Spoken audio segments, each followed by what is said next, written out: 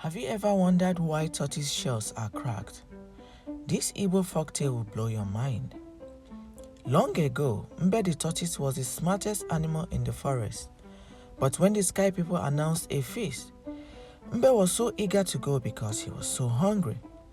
The birds felt sorry for him, and the birds shared their feathers so Mbe could fly with them.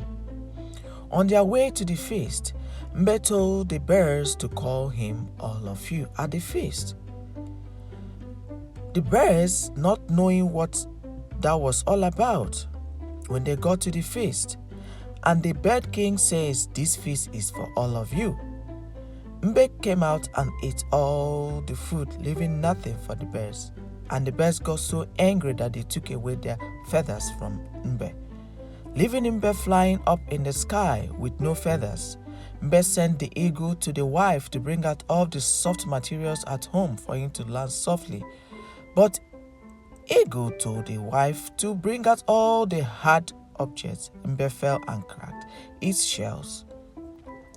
The moral of the story is, wisdom shared brings joy, but cheating others will crack your shell.